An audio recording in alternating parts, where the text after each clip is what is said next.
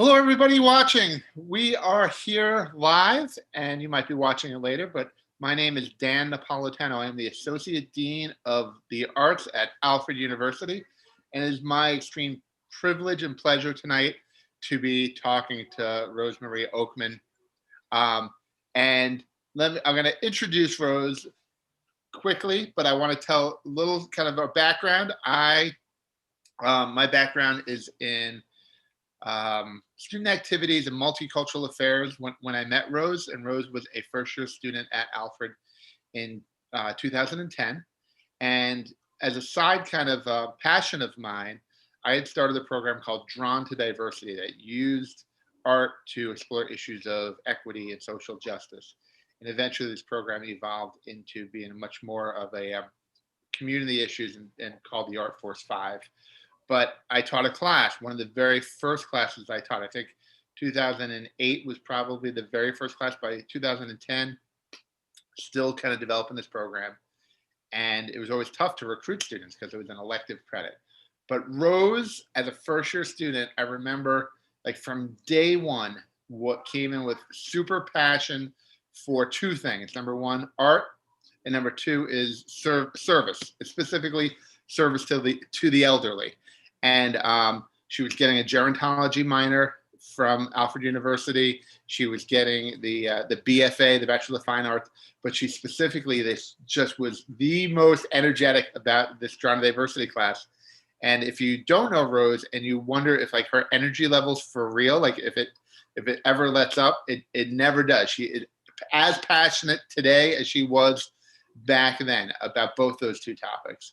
So what we're going to do tonight is Rosie is going to share her journey from before even starting college to Alfred University to the University of Oregon for her master's degree and where she's going forward. I hope I didn't spoil anything just by framing it. And she's going to talk about her artistic practice and how she's used that practice to serve and help others. So it is my pleasure to introduce Rose. Thanks for inviting me, Rose, to do this talk. And stick around, everybody. We'll do a Q&A at the end. And if you're a live listener and viewer, you can, I believe there's a way that you can submit questions to me that Rose will help me through. Yes. So Rose, the floor is yours. Thank you so much, Dan. And please feel free to interject at any time if you have any questions during the presentation or if you want me to slow down or speed up. Okay. So thank you all so much for being here with me this evening. This is the third installation of the Meet the Artist series with the Alzheimer's Glass and Iron Project. And before we got started, I just wanted to give a brief land acknowledgement. I am zooming in from Beacon, New York on the land of the Munsee Lenape, the Mohawken, and the Wappingers natives. And Dan is zooming in from Alfred on the land of the Susquehannock, the Onondaga, and the Haudenosaunee natives.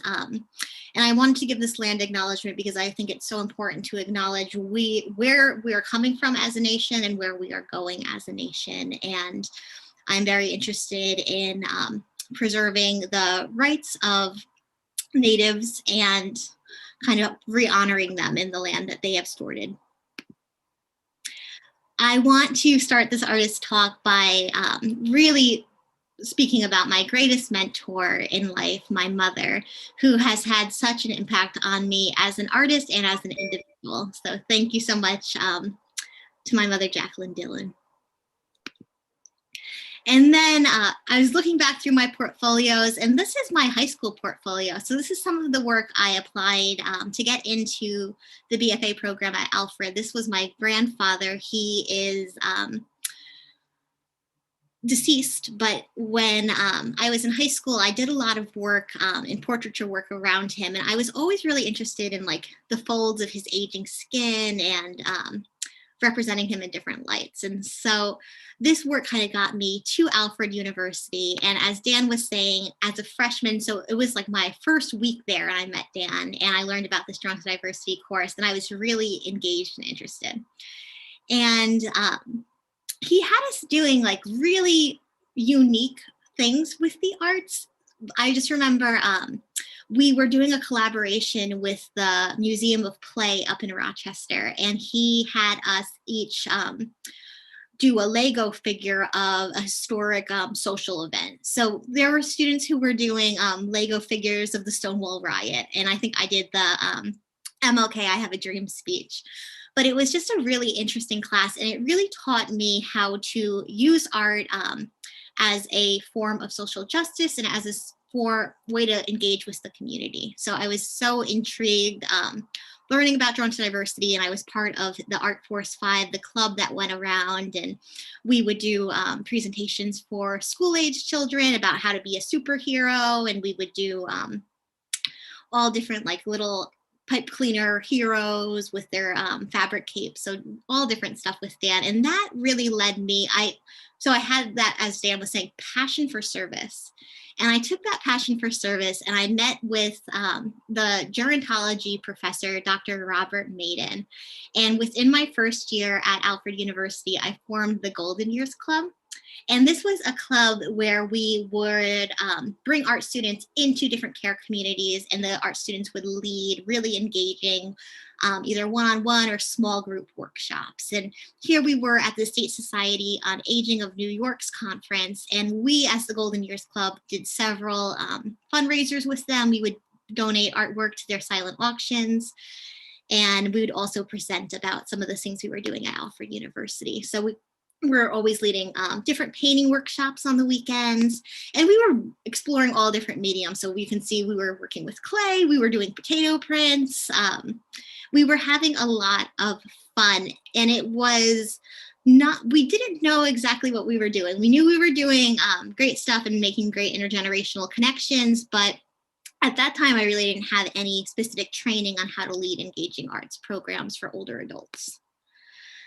This is another huge influence in not just my artistic career, but my whole experience at Alfred. And this was another huge mentor of mine, Fred Cheetah. So here we were in 2014 when I was graduating, and then this was a recent photo taken over the summer.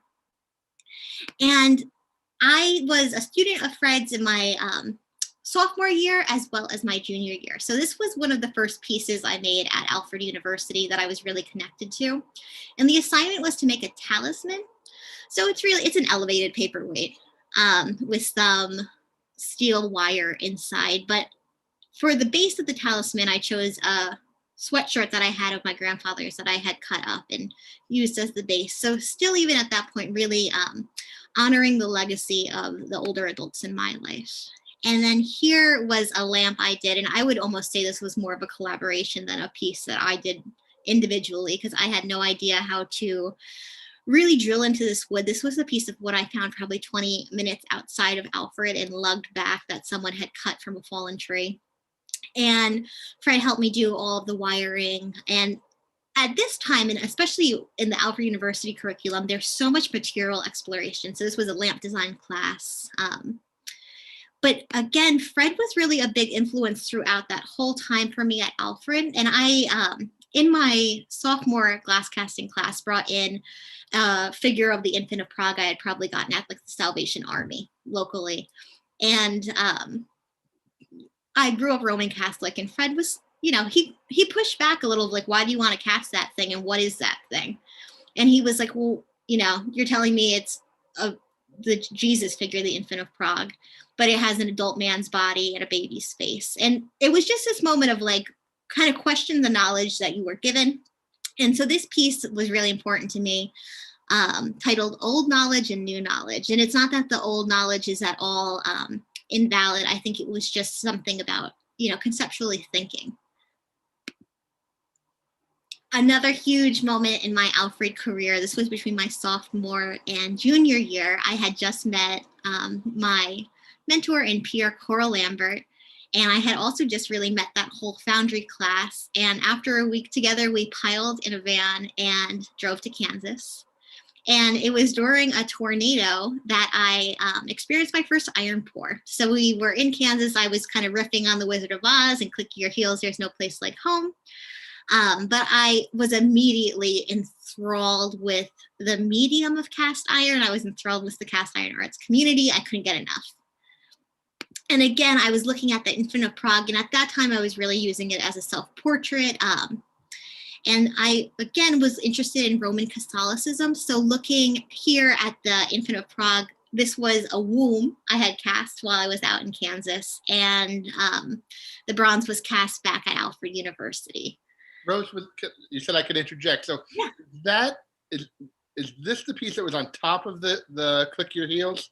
What was the imagery that I was seeing on top of the Click Your Heels? Yeah. So this was it's the same figure cast, and it's just multiples of the figure. So this figure is cast in iron, and that was cast out there, and that's just his head. There was a miscasting; the cross didn't cast. Okay. Gotcha. But cool. Same figure. So same figure now in bronze. And again, this was looking at I guess my own self-portrait and the concept of immaculate conception, and we'll kind of get into this. And I guess this is the one part of the presentation that is not G-rated. So if there are young ears, you might want to fast forward or skip through. But this was in my early 20s, and I was new to the mediums of bronze and cast iron, and I was also exploring my own sexuality, and I think also kind of examining our American culture and the false value we place on women. So this piece was called Some Pussy is More Expensive Than Others, and it's a bronze casting with filet mignon, and then in the background you see the cast iron casting with some beef bologna in it. And really just, it was a comment on kind of the different value we put on different women. And it was a comment that I was interested in continuing to explore. And so this was another piece. And it's really another iteration of Some Pussy is More Expensive Than Others, where I was casting the bronze right into water, and it was making these like really beautiful but vaginal shapes. And then I was also really intrigued with the impurities that came off the metal, and that in bronze is called dross, and cast iron it's called slag. But so these were some pieces of dross I had found with a similar opening that I was interested in, like how the purity or the impurity, and which is better, and really who's to say what's better. And so here is more of that dross. I was like excavating after every metal pour we did, like collecting all the dross, and I was drawing it. I had become really infatuated with it, and you'll see that again in my thesis. We're G-rated for the rest of the presentation, so if anyone was paused, you can unmute or unpause. But I was also really interested in sugar as a material at Alfred University. And I was doing a lot of sugar casting. So this was a sugar casting looking at mind, body, and soul. And then I did this was a big piece I did my senior year, where I had cast my body weight in sugar. And this is for a few reasons. I think I am a very sweet person. I try very hard to be kind and empathetic, but I do have a little bit of a short temper, and it's fiery. Once it's crossed, it's on. So this was a piece really examining that little bit of a temper I have, which I have definitely worked on since this was not a long time ago, but this was years ago. And so there was the whole form of the cast iron sugar with the cast iron poured on top of it. So when the cast iron meets the sugar, it really sparks up high and the flame goes up, similar to my temper. It's a big burst, and then afterwards kind of sizzle out. So this was the finished piece. This was my favorite chair that I had in my apartment through undergrad, and then there is the sugar with the cast iron kind of bubbled over and just sitting in the gallery space. This was another piece I did with sugar and iron. The iron is not actually in the piece, but the iron helped create the piece. So here again, I was young, I was exploring relationships, and this is a piece called Hot Love, You and I. So it was set up almost like a scale, and the piece of the scale that's closer to us has sugar that's been inlaid with all different types of pepper. So I had cayenne peppers, chili peppers, red pepper flakes. And then on the other side of that scale is burnt sugar. And it was looking at in a relationship, kind of who does the burning and who gets burnt.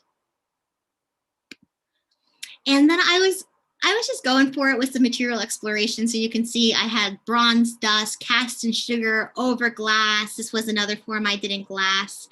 And for me, these forms and that tight wound energy just seems like the energy inside me that kind of needs to be released, or it's just that tight wound energy that I still feel coursing through my veins. um, so during this whole time, I was still going out every week and with the Golden Years Club and leading different engaging programs in care communities in Western New York, Southern Tier. And I also became very engaged in the Foundry Guild, which is another club offered through Alfred University. And in my senior year, I was the Foundry Guild co-president with Becca Fliss, who recently did an artist talk with the Alzheimer's Glass and Iron project. You can find that on our YouTube channel as well and learn a little bit about her artistic influence. But Coral is just an incredible badass woman. So it was great to learn from her in the cast iron arts. And it really influenced the Alzheimer's Glass and Iron project. And this was kind of the coming together of these two passions, the passion for the fine art world and then the passion for the community art and the service that I had really become passionate about through the Drudge Diversity course and then the Golden Years Club. And so the idea for Alzheimer's Glass and Iron, first, me and the initial Golden Years Club members were certified by the Alzheimer's Association up in Buffalo. And then probably in my senior year, me and Dan worked with the Alzheimer's Association through Drudge Diversity and had another 40 students certified by the Alzheimer's Association. So what we would do, and this is Dan in the image with an older adult named Bernie, and we were going into the care communities and we were leading these engaging memories in the making workshops. So the workshops were designed to inspire preserved memory, and then they were also really designed to have these intergenerational interactions that were supposed to be very positive for both parties. So we would, typically we were working with a lot of art students who were going into the care communities and creating the paintings and then bringing them back to the studio and creating the sculptures as well. So this was Bernie's finished painting that he created with Dan. And then the response or companion piece was made by an MFA candidate named Olga. And then we were able to gift the painting as well as the companion sculpture back to the older adults family. And that's really a legacy component of this project that's really important to us. So here I am. This was my first Alzheimer's iron sculpture. We were working with a care community in Cornell, and this was just an image that kind of laid out, here is that intergenerational connection. Here is the older adult with their artwork. Here are the students kind of pouring the sculpture into the mold, and then here is the finished work. Rose, can I just say that is the first time I've seen the picture of the final product of Bernie's, and it's actually, you know, that day comes back to me very quickly of sitting there with him and helping, like with the shakiness of his hand and talking to him, and eventually he really opened up to me. But it's moving, like this picture just like it hit me. So it's nice to see the final I guess fruits of the effort. It really is. And unfortunately, just the way care communities are set up in HIPAA laws, we don't get that contact with the older adults' families. It is like a truly just blessing if we are there at the same time and able to give that back. So that was really very lucky. And I will say, as the program moves forward, that is one of our big hiccups we need to sort of address working with care communities, is that we were putting a lot of effort and energy into these companion sculptures and the whole process. And some care communities, I can speak knowing this because I worked at one of the care communities where we did the project, never returned the sculptures to the families. Like they just kind of sat there. So that is a waste, in my opinion, for all of the effort put in.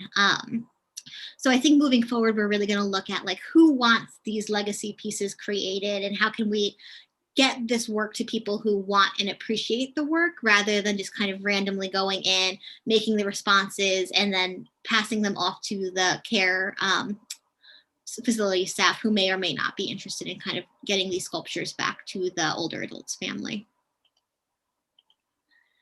This was in February of 2013, so we are coming up on the 8th year anniversary of the Alzheimer's Glass and Iron Project this month. And here we were at Alfred University. You can see Coral here was our fearless leader, and we were having a good time creating our Alzheimer's iron sculptures. There was also, and I mean, Dan was incredible helping with this. There was also a big movement to get other students interested in what Alzheimer's and dementia were, to have them educated about that, and to at some point get them involved in the project, whether it be through an advocacy event, through an arts event, or through a creative aging workshop. So here are me and my two best friends, Haley Jelinek and Elise Beatrice, and we, along with other members of the Golden Years Club, the entire 4 years we were at Alfred and then beyond, used to volunteer at the Walks to End Alzheimer's Disease. And we would really be there just as volunteers in whatever capacity they needed us. Normally we would do some work around New York State legislature and policy and having people sign postcards to send to their senators. Where is that gazebo? I've seen that gazebo before. This gazebo's in Burlington or Bennington, Vermont. Oh, maybe I haven't. I've seen similar gazebos. I felt like I'd been there, but it reminded me of Seneca Falls a little. Yeah. I'll stop interrupting with dumb questions. No, don't stop interrupting. It was probably a similar designed gazebo in Seneca Falls. And then here we were also talking to the Lions Club, which is a club of community members in Alfred University. So we really did get the community involved in addition to just the students on campus.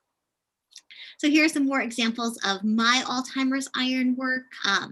What I will say, and please join us next Tuesday. We are doing a whole panel just about Alzheimer's glass and iron. It's called 8 Years, Looking Back and Moving Forward. And when the project started, it was just Alzheimer's iron. We hadn't had the glass involved yet. And that was really a response from the older adults we were working with. They did not like working with iron oxides exclusively. I can't blame them. So we were working with really just yellow, black, and red, and you can't paint the sky red. So it was issues. So that was just our first year and our first pilot program before we introduced the glass into it. But you can see I made several sculptures off that pilot program. You can see the cast iron here. And you'll see if you ever visit our website, there's a lot of homes that have come out of the Alzheimer's iron paintings as well as the sculptures that are produced. And I think this is for a lot of reasons. We were working exclusively with older adults in care communities, so they are not in what they would consider their home. And I think they were longing for home. And then also, one of the first things you learn how to draw as a child is that house of stick figure, or a stick figure house and stick figure people. And then finally, why we would also introduce houses or the concept of home as a prompt is because no matter where people were in the progressive disease of dementia, normally if they were verbal, they would have some sort of recollection of home, whether that be their home with their parents as a child, or it be the home they had right after they had gotten engaged to their wife. Like, it was really interesting because it kind of brings you back to where they are in the disease process with dementia. And for those of you who don't know, Alzheimer's disease is a form of dementia. It is a progressive and deadly disease of the mind, which right now has no cure. So that was another big part of this project, was getting the word out about Alzheimer's disease and dementia at all different levels. So this was my senior year at Alfred. This was 1 week before my BFA exhibition. And I, as Dan was saying, have always had wild energy. So I decided the week before my senior exhibition that we were going to do an iron pour in the community of Hornell, New York, for their big art walk. And it was torrential downpour the entire pour.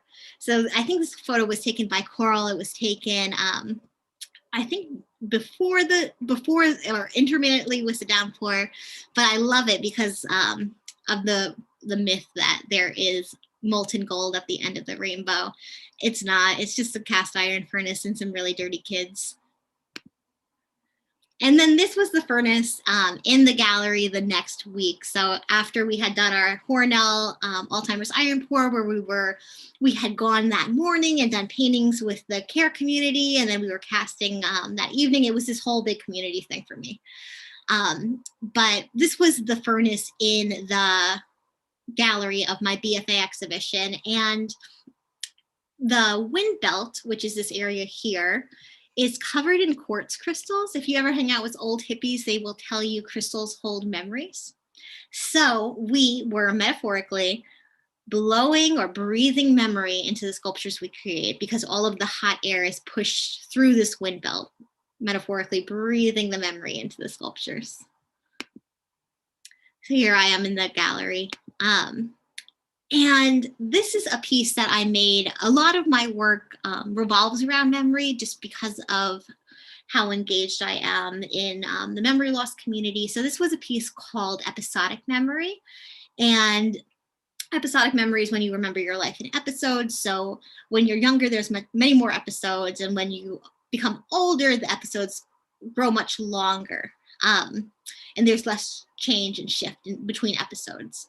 So at this time in my life, I think I had counted up to 18 episodes. I had cast a few extra sculptures just in case there were miscastings. And this was a video piece that I did in the National Casting Center Foundry using their induction furnace. And one of the fun facts about the induction furnace that I was always really engaged by was that it took as much power to turn on that furnace and melt metal as it did to power the New York City subway system. So there was a lot of energy going into this. And in the video, which I invite you to view on my website, or it will be in an upcoming Alzheimer's Glass and Iron exhibition at the end of the month, the video plays where it's the molten pot of metal and the faces are kind of coming out of it into the different episodes. So it's the reverse of the actual process of melting down the faces in the induction furnace. So again, here, I am very interested in the impurities that come off the metal. So anytime I was doing those castings of my face in iron, I was also waiting till the end of the iron pour when all of the slag would come out of the furnace. So this is that glassy, juicy slag created in a bust of my face that kind of broke apart. So when we meet next week, we will talk all about going to Latvia for an entire month with Coral to do an Alzheimer's Glass and Iron presentation and different things with her on her volcano furnace. But just for time's sake, we will leave it for that one. But after graduating, I was awarded a 3-month fellowship at Salem Artworks. Me and my 2 best friends, they were emerging artists at that time. So this was, for me, an incredible achievement that we would just continue to be able to work on the Alzheimer's Glass and Iron project and develop what we were doing at Alfred in a new space. And we were living at a sculpture park, which is really unique. And there was a lot of Mark de Suvro sculptures. And by a lot, I mean 3 at the park. And we were bringing in not just Mark de Suvro sculptures, but a lot of the sculptures at the park as prompts for our painting workshops we were doing in care communities. And I like to tell about this example because we have here 2 people who have earlier stages of the disease, Alzheimer's and dementia, and then we have 2 people with later stages. And what you will see when you're working with people in the earlier stages is they are much more focused on making their painting look like the prompt. And they also really want to fill in the entire canvas with color. Where when you're working with someone who is a little bit later in the disease, it's a lot more freeing. They use a lot more vibrant colors. There's a lot less color on the page, like there's a lot more white space, but it becomes really engaging because, especially in this case, the individual started with the Mark de Suvro sculpture, but it turned into a chicken coop, and then she told stories about raising chickens for the rest of our hour together. So we were still doing a lot of cast iron work at Salem Artworks. I was working with their their young interns as well as their foundry director to host Alzheimer's Iron Pours there. We were doing Alzheimer's Iron work at the Intercollegiate as well, which is their big college iron pour. Alfred and Salem Artworks have a really great relationship. We're located pretty close to each other, so a lot of undergrads as well as graduate students go on to do residencies or workshops at SAW. And then this was something new we were doing at Salem Artworks for the first time. We were reaching children. So we were inviting children to come to Salem Artworks from the community. And then we were also setting up programs at local libraries and reading the Alzheimer's Association's children's book written by Maria Shriver, and really explaining Alzheimer's disease and dementia at a children's level. So this was scratch blocks we would do, and the kids would draw their favorite memories into the scratch blocks. And then here are some of my favorite Salem children who participated not only in these workshops, but they were really participants with us for, I believe, all 5 years we were at SAW. So in addition to Salem Artworks, I led an Alzheimer's Iron Pour at the Hephaestus Pour in Beacon, New York. And this was really to get the word out about what we were doing with Alzheimer's Iron. It was a lot of fun. Afterwards, and this was no relation, my family ended up moving to Beacon, New York, so that's where I currently live. And then that same summer, I was also a hot iron artist at Franconia Sculpture Park, so I spent a month out there as well. And when I went out there, and we'll talk about this again next week when we dive deep into Alzheimer's glass and iron, but we did a lot of work with the mountain ranges in Salem Artworks. They're at the lower Adirondacks level. And then when I went out to Minnesota, I had switched the subject to the Great Lakes as well as Minnesota's lakes. Did you have a question, Dan? I was going to ask what state Franconia was in. I didn't. Yeah, Franconia is right at the border of Minnesota and Wisconsin. So I was also working with care communities in Wisconsin at that time. And I think in Wisconsin, we were doing the Great Lakes. And I thought it was interesting because it's all geographic. So even right now, I could probably tell you all 5 of the Great Lakes, but I might take a second. But growing up in the Midwest, that was like, everyone remembered it. Exactly which lake was Lake Huron, which lake is Lake Superior. It was really interesting. And again, similar to that concept of home, it was such in the natural landscape that there were these lakes occurring. And so people would tell stories about going to the lake with their brother and falling into the lake and their mom being mad when they got home because they were wet, or going on the lake and canoeing after they were engaged. Like people related back to that prompt in all different ways. And it was just a really good experience, I think, too, to be at a different sculpture park other than Salem Artworks. And not to say that we love Salem Artworks, we returned there for the summers of 2016, as well as the summer of 2017 to pour iron. And then this was, I think, the greatest evolution in the Alzheimer's Glass and Iron project. This is what I can't wait to get back to when it is safe to do so. This is the Children's Memory Bubble Workshop. And Dan, I know you saw Maria's talk, but and I know she loves this project as well, but it's just so much fun. We bring this children in. I explain Alzheimer's disease and dementia at an age-friendly level. We kind of explain the importance of why they should know about Alzheimer's disease, because when they are older, we want them to be able to hold on to all of their memories. So we would kind of instill this little bit of advocacy in them, and then they would get to go in the glass shop, and they were just enamored by the molten glass and getting to turn the pipes and learn about the different colors and see how they melt into the glass. And then the best part is at the end, we knock the memory bubble off the glass blowing pipe. But before they do that, the children whisper their favorite memory in. And it's always just a very heartwarming experience to hear the children's memories and hear kind of the parents' influence on the children's memories. And then this was something else that was an interesting evolution of Alzheimer's Glass and Iron as we were doing the project for longer and longer, and kind of getting feedback on what people liked and didn't like in response to the legacy or companion sculptures.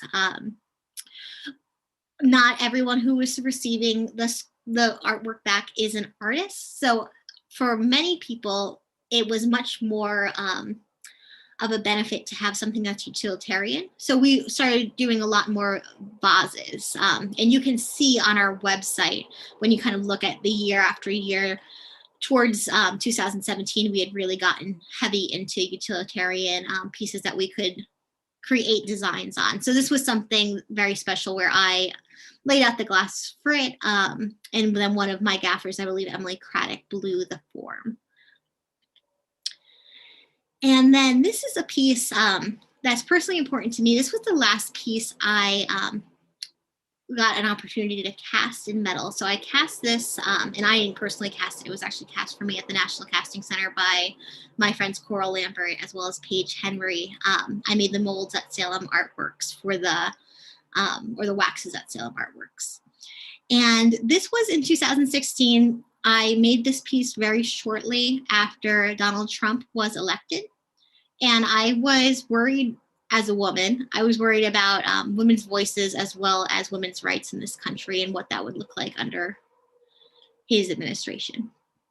So this piece too, or this series of busts, was important to me because it was also the new work I was applying for MFA programs with. So I had applied for a couple of different MFA programs, and my work was really leaning more towards, like, in my proposals, I wanted to do sculptural work with hospitals and cast children's hands at a children's hospital with one of their hands holding the doctor's hands and one of their hands holding one of their parents' hands. So that has not been realized, but it's something I would love to get to one day. So I was looking at all these MFA programs, and as I was doing that research, I found this book online, Managing Art Programs in Healthcare, edited by Patricia Dewey Lambert. So here am I with Patricia Dewey Lambert. And she was a faculty member at the University of Oregon. So I went out and I looked at their program. They have a master's in nonprofit management program and a graduate certificate in arts management program. But what I was really interested in was learning from her and learning about this arts and healthcare programming. So I was very fortunate. I did get invited to be a master's student at the University of Oregon, and I was very, very fortunate to have a graduate fellow for all 3 years I was there. So I held the graduate employee position of Arts and Healthcare Coordinator, and that was a position that was split between the School of Planning, Public Policy, and Management, as well as the Jordan Sitzler Museum of Art. So this is the Jordan Sitzler Museum of Art's courtyard. And I was, in my first year, co-editing a handbook for use by the National Organization for Arts and Health with Patricia that they are still using to adapt into a handbook for publication. And then as I was doing all this research and really diving deep into as an academic role, I was also leading new arts programming that I had not previously done. So I was working with new populations. So twice a week, I was working as the arts educator at a facility for adults with traumatic brain and spinal cord injuries. This is one of the paintings that came out of that workshop. And then another great thing about the Jordan Sitzler Museum of Art, I mean, any academic museum is situated in a research institution is going to really lead with national best practices, but we had a partnership there with the Kennedy Center's Office of BSA, the International Organization on Arts and Disability. So once monthly, I would lead arts access programming for children with disabilities, and I was also able for 2 years to go to the Kennedy Center's Leads Conference for arts exchange in disability and leadership. So I was able to meet the director of BSA, Betty Siegel, while I was there, and she is a phenomenal woman and one of the people I consider a superhero. And then this is just an example. We were doing a lot of, because I was working in a museum, I was doing a lot of object-based learning, which is similar to what we were doing when we were bringing in the prompts of sculptures at Salem Artworks into the care communities there. So continuing on with that object-based learning in my lesson planning. And then this was really the highlight of my time out at the University of Oregon. I when I interviewed there, talked about wanting to start some type of Alzheimer's Arts Access program. And in my second year, I was able to implement this program that I had designed, the Reflections and Connections program, under the supervision of Hannah Bastian, the studio programs educator. And so this program, as much as Alzheimer's Glass and Iron, we got training from the Alzheimer's Association. This program was really rooted in national best practices. So I had read every academic article on museum programs for people with dementia.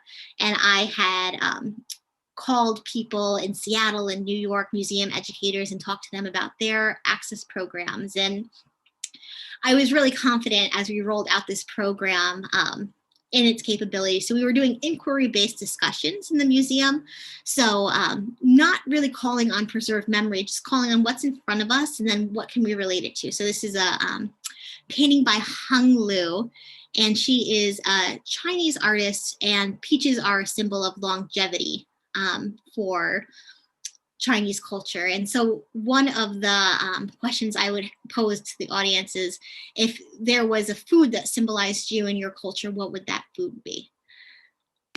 And then we had creative conversations from there. So the Reflections and Connections program was 2 hours long. We would start with an hour up in the galleries, and then we would come back and do an hour of art making in the museum studio. So here you can see we were looking at a giant pumpkin by Yayoi Kusuma, and then we were coming back to the gallery and creating our own pumpkins in response.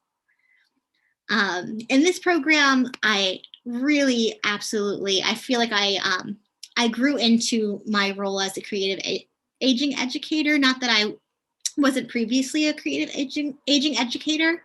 I just think that through this experience, I really got the academic knowledge as well as the professional understanding of exactly what it meant to be a creative educator in this developing field. And through Reflections and Connections, I did get a lot of recognition from the University of Oregon. So here I am with my mentor, Lisa Abias-Smith, who is the Director of Education at the museum. And they had given me an academic research award for my work with Reflections and Connections. And the University of Oregon also recognized me and gave me the 25 Ducks Who Will Change the World Award in my final year at the school. And then I was also recognized by the Eugene chapter of the Alzheimer's Association and recognized at their Walk to End Alzheimer's. My I guess proudest moment, or one of my proudest moments with Reflections and Connections, was actually having this Art Heals exhibition that was up in the museum for several months. And what was so special here is my supervisor, Hannah Bastian, and I standing in the exhibition. But what was so special about this was having the older adults and their care partners come back and actually see their work in the galleries, and just that moment of absolute pride, seeing your work on a museum gallery's wall. So similar to the rest of the world, we moved on to Zoom in March during the pandemic. And I felt this was really good for me as well. This was my final term at the U of O. And I was actually in New York. I had come home for my spring break in March and got quarantined here. And so I was leading all of the VSA program as well as the Reflections and Connections program now virtually. So in that shift, we ended up dropping the program's arts component and only doing the conversation component. So we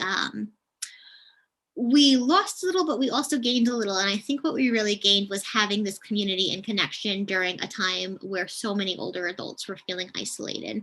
It also presented an opportunity for me and my mentor, Dr. Doug Blandy, to write a short story about that transition with an Alzheimer's Arts Access program moving onto the virtual platform. So that will be a short story published in the National Association of Arts Education's journal later this year. I would also really like to comment on the Oregon Supported Living Program. They are another studio program that really has influenced myself as an arts educator as well as cultural administrator. So I was on the board of Oregon Supported Living Program. They are a phenomenal nonprofit. They have a residential program as well as a supported living program for people who are independent in the community, as well as a vocational program. But what I was enthralled by was this open studio program where they have, it's all inclusive. So it's designed for adults with disabilities, but it's for everyone. So you have neurotypical adults working alongside adults with developmental disabilities without any stigma. Like they're really, really doing the work to break down barriers, which is phenomenal. And I was an arts educator with them. I served on their board. So I did a lot of work trying to do grant writing as well as find sponsorship for their arts and culture program while I was on board with them. And then as I've recently well, it feels recent, but I guess it's about a half a year ago, I graduated from the UO. And so when I did, I commissioned one of OSLP's artists, Perry, to do a portrait of me. This was my image that was on all of my ID cards and really my headshot throughout my time at University of Oregon. So it felt like a very fitting way to celebrate that time, just because I didn't really have a graduation or do the normal things to kind of capstone that time in my life. So that was really special. This isn't chronologically ordered, but what I will also say, if you are watching this presentation because you are interested in creative aging or arts and healthcare, I cannot recommend the Creative Center at University Settlements Arts and Healthcare Training for Artists and Administrators or Creative Aging Training for Artists and Administrators enough. They brought in museum professionals from all over New York City, Manhattan, as well as a cohort of people from around this country who were either already engaged working in the field or had interest in working in the field. And this was really special because this is where I met my current, do you have a question, Dan? I was going to ask where they were located out of. You said, Yeah. Are they outside of Manhattan? They're in Manhattan. They are in the Bowery, or right there in at the Bowery Chinatown intersection. So also just a really interesting part of New York to explore if you're from outside of the city.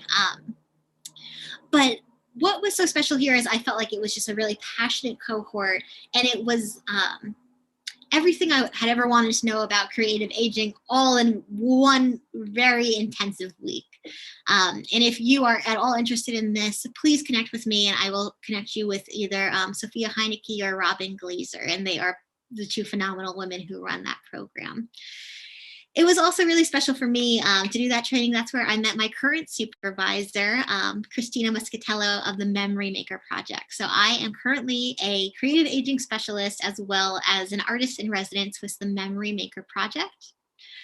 So we, every Wednesday from 1:30 to 3 o'clock have art talks. So we invite, we are a Western New York based organization. They were based out of Binghamton, but we are working with people from the Southern here as well as beyond. And we have creative conversations every Wednesday. So similar to what we were doing in that Reflections and Connections Museum program. It's all virtual, but we are looking at museum pieces normally based on a specific theme. And then I create creative conversation questions and statements to get the conversation kind of started. And then really the spotlight is on the participants. It's all about the participants and the stories they want to share.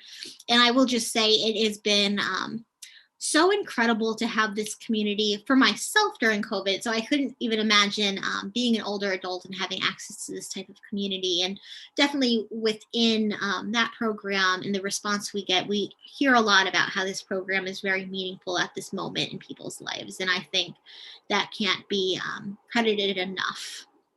And if you know an older adult, or if you are an older adult, I really invite you to come to these programs. And if you're not an older adult and you're interested in these programs, that's great too, because it's intergenerational. And I think having people of all different age levels really adds to that rich conversation, as well as helping break down stigmas about aging for younger adults.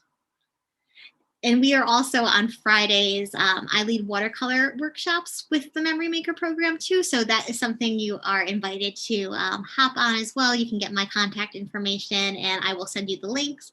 And we have a ton of fun together. And I think what's really great too with Memory Maker Project is I am getting to really utilize that master's in nonprofit management degree, starting to do strategic planning with the organization, as well as looking into board development. So I'm very excited, as well as fundraising in the future and where that future may go with the Memory Maker Project. And then just talking a little bit about my art practice now. I don't have a studio or anything, so the extent of it is I dabble with paints in the evening to decompress. Most of these little paintings will go back to OSLP. They do a fundraiser every year called So Small, where all of the artworks are on canvases or paper that is less than 3 inches by 3 inches. And then all of the sculptures that are submitted are about the size of a Rubik's Cube. And finally, I would say the last way I'm kind of using my my artistic vision is I've just been creating these cheese boards ever since March. I haven't been back into a restaurant, so I've been saving there, and I have been treating myself with these lavish cheese boards. Great. So it's the art is making the cheese board, but the photography is beautiful as well. Oh, thank you, Dan. Yeah, I mean it's my attempt at I'm still trying to live life beautifully and visually engaging. Wow. But my art practice isn't as robust as it could be at the moment. Now you're. And this is really where I am ending my presentation. So I have this up here. These are some of the different websites. This is my email. If you have any questions and you're watching this presentation after it's live, please email them to me here. And then here's my personal website, the Alzheimer's Glass and Irons website, and the Memory Maker Project's website. And please do not hesitate to reach out about any of those things. Woohoo! Thank you. Nicely done. Holy cow. That the amount of material you just covered and the amount of work and effort and diversity of programs that you just shared with us is phenomenal for what is an 11-year span of packing and a whole bunch of living in a very concise amount of time. So this is where I ask you questions, right? Yes, and I am going on to the channel now. I am looking, we have 13 people watching. And I would encourage now the people who are watching, this is your time if you do have any questions to ask away. All right. So can I see their questions or do I have to go on the site that you're looking at? You know what? I'm gonna cover looking at these questions. Right. And if you want to ask questions, I have questions I've been building up. So my first thing that I've noticed about you is you take no connection for granted, meaning like every connection you've made is so meaningful to you. You use the word mentor at least 10 times probably. And most people in life are lucky to have one or two great mentors, but you really view everybody as something to offer.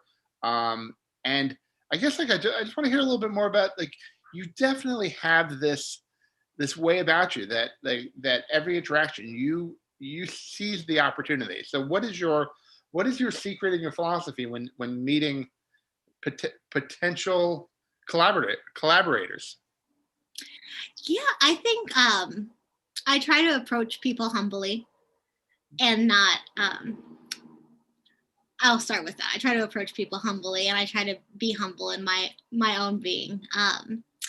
But I think it is just finding those commonalities and interests. I think that's what's connecting me with all of these mentors is shared passion. I think that's the biggest thing.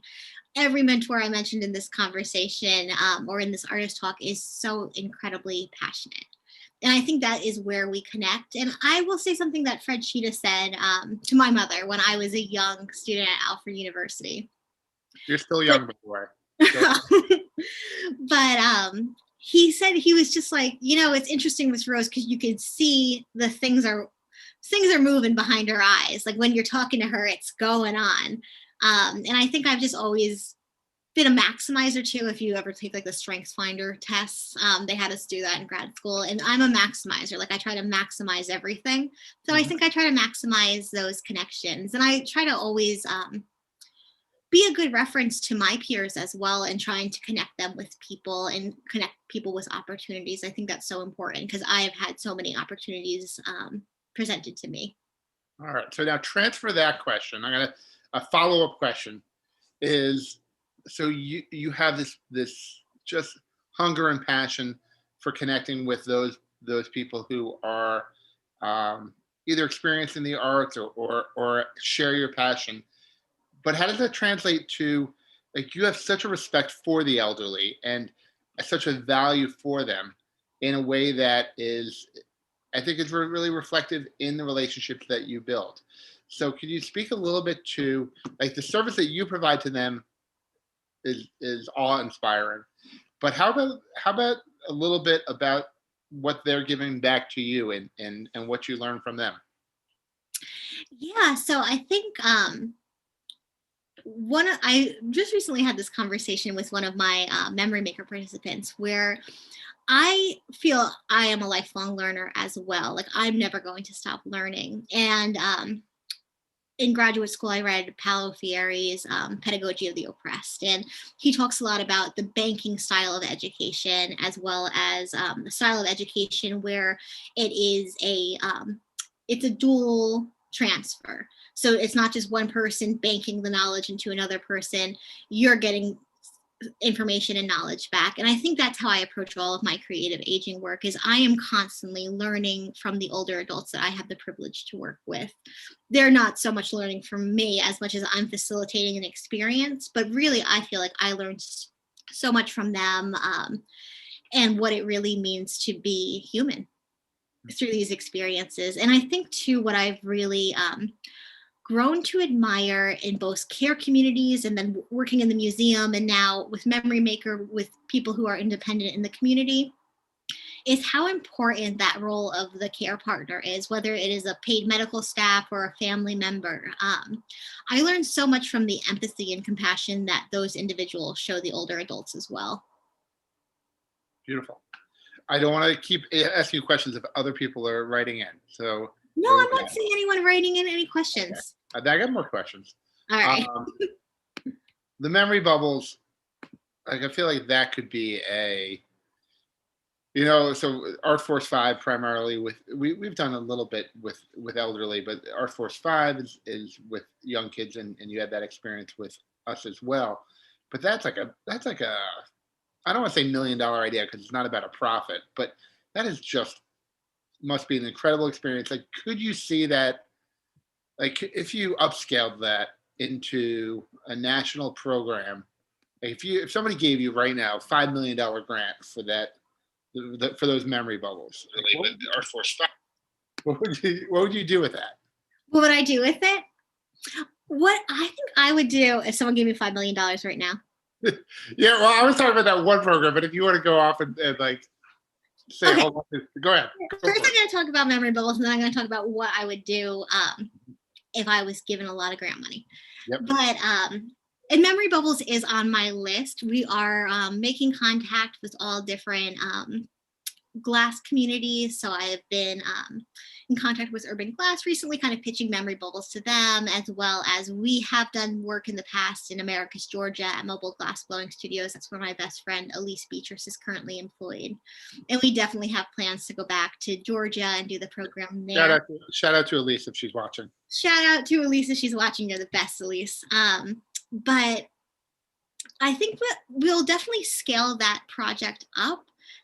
Without giving, all right, I'm just going to give the information away because I am working on trademarking it. I'm going to steal that idea. But we are going to Force 5 memory bubbles.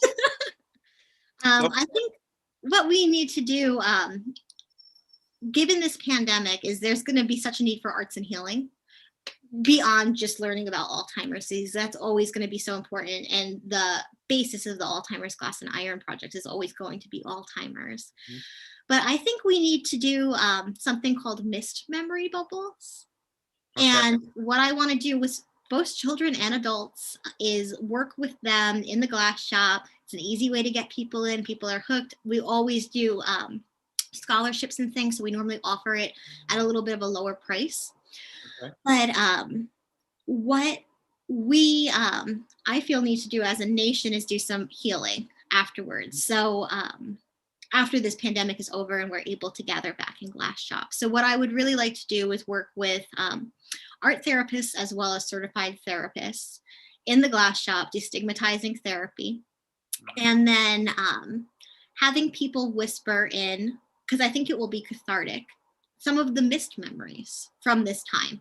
So still, we're working with memory, but I think that the experience of not going to a grandparent's funeral or not going to your senior prom or missing out on all these life events, or for people who had weddings that were planned for 1,000 guests that had to scale them back to 100 guests. Like for all these people who had all these different missed experiences, I think there needs to be a lot of healing done collaboratively right now.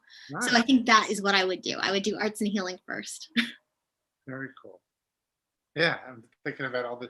It's almost like you could use your memory bubbles with different themes for different grief and different healing. So right now it could be topical for COVID. But that's what I'm thinking.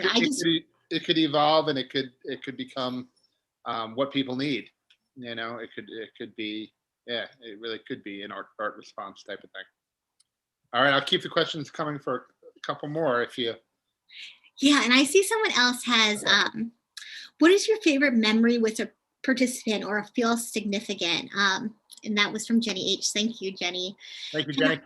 What I will say is, what one of the participants, and I don't want to say their name, that I had such a connection with was at the University of Oregon's memory program, the Reflections and Connections program. And I remember talking to this participant on the phone, and they were very weary of the Reflections and Connections program. They were like, I'm not an artist. I'm nervous about what this program will be like. And I was trying to be as inviting as possible. And, there's no stress. It's an enjoyable program. We're never going to put you in the hot seat and make you paint on demand or anything like that. But she came to the first Reflections and Connections program, and we just immediately had a connection, her and I, and she started doing watercolor paintings daily.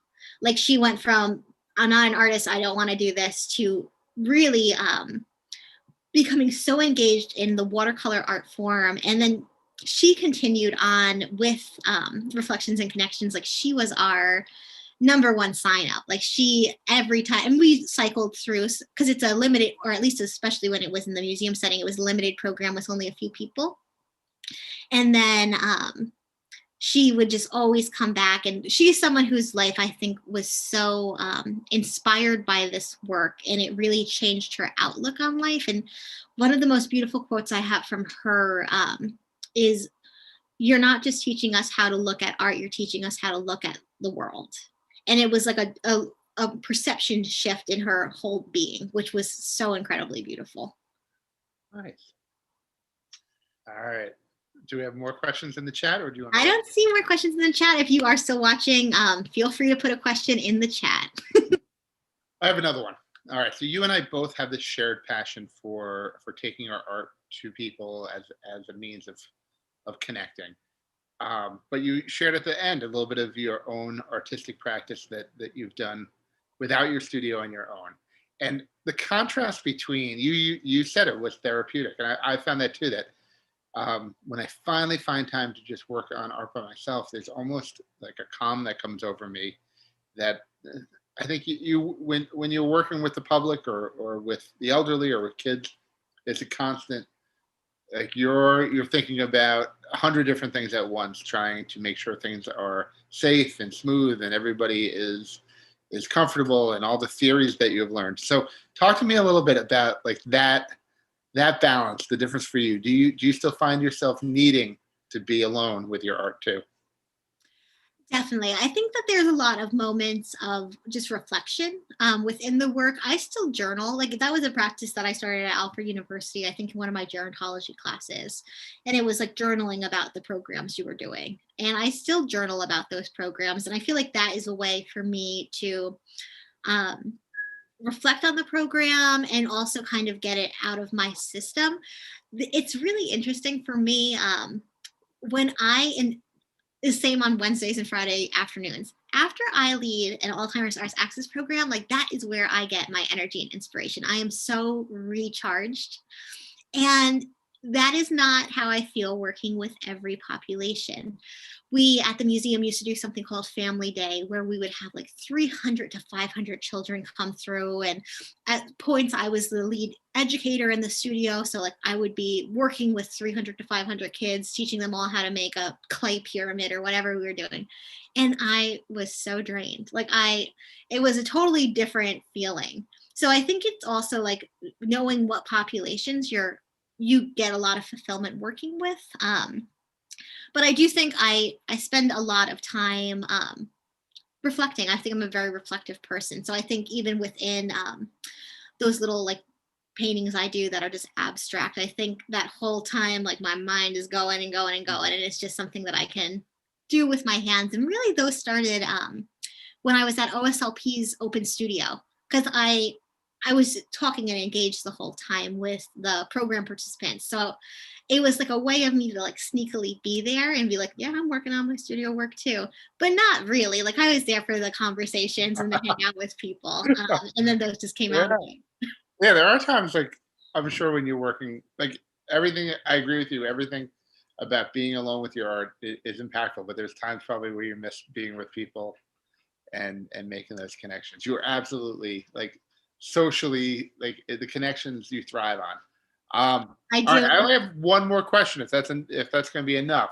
Yeah, Uh, of course. That is more than enough. all the questions we kind of talked about, maybe asking you covered in your talk. So I guess like the question is like, what's next? Where do you like where do you see yourself in 5 years? The stereotypical question, but like if this degree, this master's degree, and your BFA could take you to the next level, what is that next level? I think the next level looks like a couple of different things for me. I definitely like the work I'm doing right now in the field of creative aging as an actual educator. I think that that experience is invaluable for my next steps moving forward. But I don't foresee myself just kind of leveling out here. I am definitely interested in pursuing doctorates in social gerontology. So, really learning more about the science behind why these art programs are so impactful. But really, at the University of Oregon, I saw what impact an academic article can make or an academic book publication can make in terms of shifting best practices. There is a creative aging educator named Dr. Gene Cohen, and he was at the forefront of the creative aging movement. And I don't want to say his work has been bastardized. It hasn't been at all, but it's like the basis of the creative aging movement that's being funded in the United States is all based on this research that's over 10 years old. And I'm just going to say their name, Lifetime Arts. I love them. They're amazing. They are the leaders in creative aging right now, but they're not funding any programs for people with dementia, because what Dr. Gene Cohen wrote about was people who were neurotypical, who were just in the healthy aging process, getting together, doing these programs, having a group exhibit, and they knew it worked and they knew there were health benefits for it. So that's what they fund. But I think there needs to be a lot more development in this field of creative aging. And I think especially looking at the 5.8 million Americans who have Alzheimer's and dementia, I think right now the Alzheimer's Association does a great job reaching them, but I think we could see so much more at the national level with them engaging all of the art museums and training the art museum educators to lead programming. Like there is a cultural and social need for more programs for people with dementia. And I think that's where I see myself in the bigger picture. Is I see myself kind of moving past this individual level. Really, I think I started at the individual level. I'm kind of at the management level, like the nonprofit level, but I want to be at that bigger system level. Like I want to be the one controlling where the money goes for the creative aging movement. So yes, all of the older adults get the art they deserve. Well, I mean, it totally makes sense. Is that if you recognize an issue or a challenge, you want to go to the source, and you want to go to the funding, and whether it's government funding or just understanding policy of how funding is granted. So yeah, awesome. I didn't mean to do like all powerful, like. Oh no, that's how I think of it when I'm like, I am going to make sure all of the older adults get all of the arts. So I guess is there any question you hoped that this is you do this on interviews? Any question that I didn't ask you or that nobody asked you in the chat that you really wanted to share with the audience before we say goodnight? I'm seeing 2 more questions in the chat, so I'm sorry. Oh, okay. See, I'm sorry. So I'm seeing from Maria Bentley. Thank you, Maria. There's a great amount Maria, shout out Bentley. She is amazing. She is the arts enrollment specialist at Alfred. So if you are looking at getting your BFA or MFA, she's the lady to contact. I work very closely with Maria and Alfred. She is amazing, and she makes maple syrup with Greg, her partner, on the side. So if you're looking for some good maple syrup, put a pitch in there. 100%. Yeah, their maple. We finished at like Thanksgiving time, but I had bought a big gallon. That's the question. We're going for it. Okay, so her question is, a large part of your work is the conversations you have with your participants, your collaborators, and community. Do you see yourself documenting these conversations as part of the work experience? I think that's a really great comment, Maria, or great question. And I do think that we, moving forward, it's an interesting privacy thing. Like, I don't want to exploit people's memories. Like, and I don't want to be like, and this little kid said this about their mismemories. I think moving forward, it's a conversation we have to have with the community or the participant. Do they want those stories out there and shared, or do they want that to be an intimate thing that they share with just the educators in the hot shop at that time? I can't believe Maria suggested that you capitalize on people's private memories. Maria, have you no shame? And then Jenny Each asked, what do you wish you knew early on that you know now, having worked with so many people and tried so many programs? Very interesting question. Well, I will say, I just wish I had, when I started the Golden Years Club, more understanding of Alzheimer's and dementia. And obviously we got there. We were certified by the Alzheimer's Association. We did all this work. But when I first started out going into these care communities, I really was not. I hadn't had Alzheimer's and dementia in my family yet.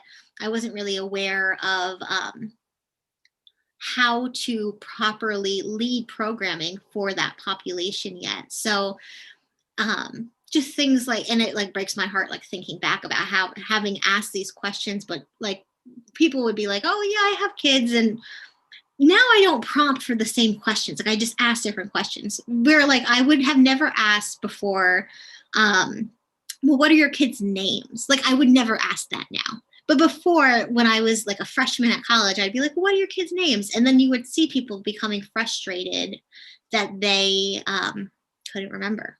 So just, I think that was a really big lesson learned along the way. And then there's so many lessons within the nonprofit field I learned along the way. I mean, now I've taken legal nonprofit courses. So like, I look back at some of the things we were doing and the iron pouring and everything, and I'm like, oh God. That was liability. Yeah, from a liability standpoint, and the day, yeah. So that is something I consider a lot more now. And then I see one more question. Is there a specific project or activity that you have done with the Alzheimer's community that you have found to be most successful? I will say I personally think the creative conversations like we do during art talks are really successful. There is not that feeling that people sometimes have when you introduce art making materials, which is, I can't do that. Like no one is like, I can't engage in conversation. No. So that I think is really successful, just those creative conversations. And then after that, I would say watercolors are incredible. They are forgiving. They don't take a lot of money to lead a program in watercolors, and they are forgiving. And they're just beautiful. Like the marks people can make, and we always used a really high quality watercolor. But yeah, I would say that is always very successful. Wonderful. And I think those are all of the questions. So thank you everyone who asked a question. And thank you so much, Dan, for taking time out of your incredibly busy schedule to host this. I so appreciate it. And thank you so much for being a mentor in my life. Oh, well, you're very welcome. And now is when you should plug one more time. What's next week's? Remind everybody. Yes, thank you, Dan. So next week on Tuesday, same time, 6:30 on the Alzheimer's Glass and Iron Project's YouTube channel, will be a panel discussion with myself, Maria Bentley. Maria maple syrup. Maria, and she'll have another chance to plug her maple syrup. Okay. And then we'll also have Elise Beatrice, and we'll be reflecting on, it's called Looking Back and Moving Forward. So 8 years of Alzheimer's, Glass and Iron. We'll go through everything with a fine-tooth comb, all of our projects and everything. And then we'll talk a little bit about moving forward. And I kind of did a spoiler with all the memory bubble stuff. But yeah, we're going to go forward with the memory bubble. And then at the very end of the month, we are hosting an online exhibition called Collective Memory. So there are over 20 female identifying artists in the exhibition, and all their work ties back into the concept of memory. And we're hoping to raise awareness about Alzheimer's and dementia through this platform of Collective Memory exhibition. So check those out.